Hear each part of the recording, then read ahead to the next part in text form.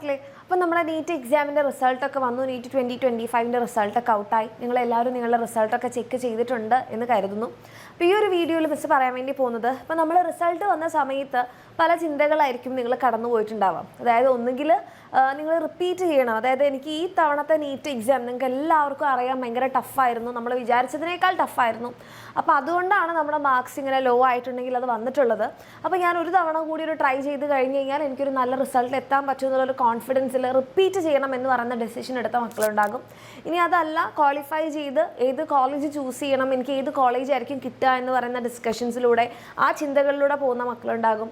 ഇനി അതും അല്ല എന്നുണ്ടെങ്കിൽ ഇനി എനിക്ക് നീറ്റ് വേണ്ട, ഞാൻ എന്തായാലും ഇനി വേറെ കോഴ്സുകൾ ചെയ്യാൻ വേണ്ടി പോവാണ്, അങ്ങനെ ഡിസിഷൻ എടുത്ത ആൾക്കാരുണ്ടാവും. അപ്പം ഈ ഒരു വീഡിയോ എന്ന് പറഞ്ഞിട്ടുണ്ടെങ്കിൽ നിങ്ങളോട് മിസ്സിന്, അതായത് റിപ്പീറ്റ് ചെയ്യുന്ന ആൾക്കാരാണെങ്കിൽ നിങ്ങൾ എന്തൊക്കെ കാര്യങ്ങൾ ശ്രദ്ധിക്കണം, ഓക്കെ. അതുപോലെ തന്നെ എത്ര ആൾക്കാരാണ്, അപ്പം നമ്മളൊരു എക്സാം എഴുതി കഴിഞ്ഞാൽ ഈ എക്സാം എത്ര ആൾക്കാരാണ് എഴുതിയത്, എത്ര ആൾക്കാരാണ് ക്വാളിഫൈ ചെയ്തത്, ഇതറിയാൻ നിങ്ങൾക്കൊരു ആകാംക്ഷ ഉണ്ടാവില്ലേ.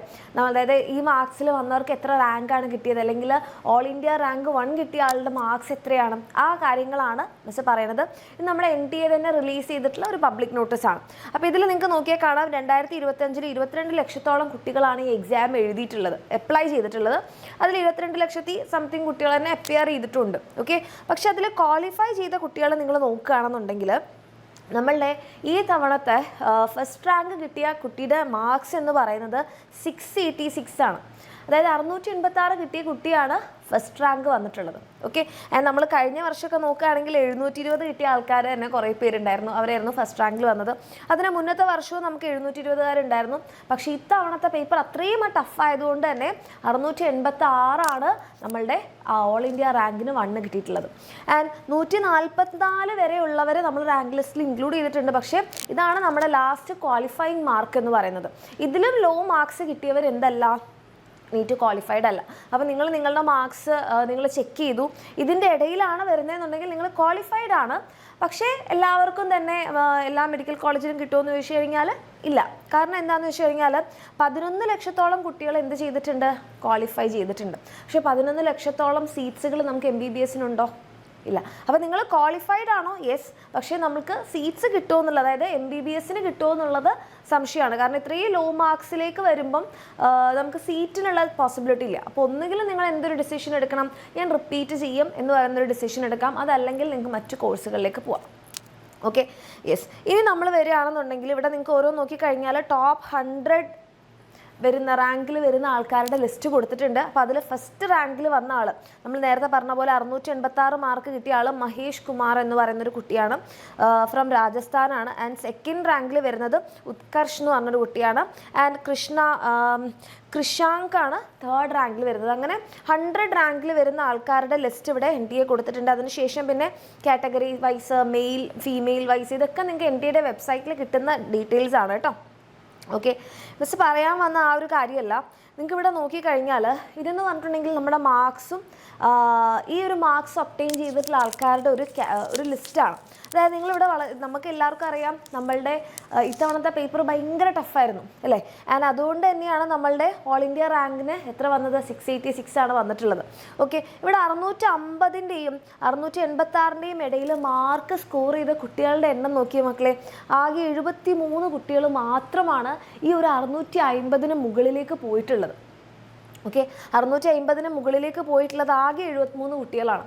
അപ്പം തന്നെ നിങ്ങൾക്ക് മനസ്സിലാക്കാം ഈ പേപ്പർ നമ്മളുടെ നീറ്റ് 2025 എക്സാം എഴുതിയ മക്കൾക്ക് അറിയാൻ വേണ്ടി പറ്റും. നമ്മൾ ആദ്യം പേപ്പർ കണ്ടപ്പോൾ നമ്മൾ എന്താ കരുതിയിട്ടുണ്ടാവുക, ഈ പേപ്പർ എനിക്കാണ് ടഫായത്.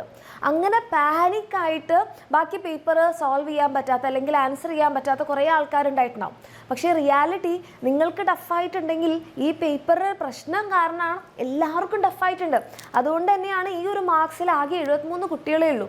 ഇനി അടുത്ത നോക്കുകയാണെങ്കിൽ 600ൻ്റെയും 650ൻ്റെയും ഇടയിൽ വന്നിട്ടുള്ളത് 1200+ കുട്ടികൾ മാത്രമേ ഉള്ളൂ, ഓക്കെ. ഈ ഫസ്റ്റ് കാറ്റഗറിയിലൊക്കെ അത്രയും കുറവ് മക്കൾ മാത്രമേ ഈ ഒരു മാർക്ക് റേഞ്ചിലേക്ക് തന്നെ എത്തിയിട്ടുള്ളൂ. പിന്നെ നമ്മൾ 550ൻ്റെയും 600ൻ്റെ ഇടയിൽ നോക്കുകയാണെങ്കിൽ 10,000+ കുട്ടികളേ ഉള്ളൂ, ഓക്കെ. സോ ഇത്രയും ലോ മാർക്സിൽ ഇത്രയും ഹൈ മാർക്സ് കിട്ടാൻ ഇത്രയും കുട്ടികൾക്കേ പറ്റിയിട്ടുള്ളൂ എന്ന് പറഞ്ഞാൽ അതിലൊരു കാരണം പേപ്പർ ഭയങ്കര ടഫായിരുന്നു. രണ്ടാമത്തെ കാരണം ചിലപ്പം ഈ ഒരു മാർക്സിലേക്കൊക്കെ വന്ന മക്കളിൽ പലർക്കും ഈ ഒരു റേഞ്ചിലേക്ക് എത്താൻ പറ്റുമായിരുന്നു. പക്ഷേ പ്രശ്നം പറ്റിയത് എവിടെയാണ്, നമ്മൾ പേപ്പർ കണ്ടപ്പം ആകെ പാനിക്കായി പോയതാണ്. ഓക്കെ, അപ്പോൾ മിസ് പറയാൻ ഉദ്ദേശിച്ച കാര്യം ഇത്രയേ ഉള്ളൂ. നിങ്ങൾ ഇനിയിപ്പം റിപ്പീറ്റ് ചെയ്യുകയാണ് എന്ന് പറയുന്ന ഒരു ഡിസിഷനാണ് എടുക്കുന്നതെങ്കിൽ ഒരു കുഴപ്പമില്ല, നിങ്ങളത് ധൈര്യമായിട്ട് തന്നെ മുന്നോട്ട് പോവുക. പക്ഷേ നമ്മൾ കുറച്ച് കാര്യങ്ങൾ കൂടെ എന്ത് ചെയ്യണം, നമ്മൾ ഇപ്പോൾ ചെയ്തതുപോലെ തന്നെ ആകാതെ കുറച്ചുകൂടെ നമ്മൾ എന്ത് ചെയ്യണം, നമ്മുടെ പ്രിപ്പറേഷൻസിൽ മാറ്റങ്ങൾ വരുത്തണം. അതായത് നമ്മൾ കുറച്ചുകൂടി ഹാർഡായിട്ടുള്ള പേപ്പർ സോൾവ് ചെയ്യണം. അതുപോലെ എൻ സി ആർ ടി എന്നല്ലാതെ വേറെ എവിടുന്നും ക്വസ്റ്റ്യൻ വന്നിട്ടില്ല, except 2-3 out of syllabus questions ഒഴികെ. അപ്പം നിങ്ങൾ എന്ത് ചെയ്യുക, നല്ലപോലെ NCERT ഡിപ്പെൻഡ് ചെയ്യുക. അതുപോലെ തന്നെ കൂടുതൽ മോക്ക് ടെസ്റ്റുകൾ ടെസ്റ്റ് എടുത്തിട്ടുള്ളൊരു പ്രാക്ടീസ് നമുക്ക് വളരെയധികം അത്യാവശ്യമാണ്. പിന്നെ നമ്മളെ തന്നെ പ്രിപ്പയർ ചെയ്യിക്കുക. എന്നിട്ട് പേപ്പർ എങ്ങനെ മാറിയാലും നമ്മളത് എഴുതും, നമ്മൾ ആ പേപ്പർ കൊടുക്കും. ഓക്കെ, ആ ഒരു കോൺഫിഡൻസ് നിങ്ങളിൽ ഡെവലപ്പ് ചെയ്യിക്കുക. നമ്മൾ ഈ ഒരു എടുത്ത ഡിസിഷൻ്റെ കൂടെ നിങ്ങൾ ധൈര്യമായിട്ട് മുന്നോട്ട് പോവുക. ചിലപ്പോൾ നമ്മളുടെ നിർഭാഗ്യവശാൽ ഈ പേപ്പർ ടഫ് ആയതുകൊണ്ടായിരിക്കാം.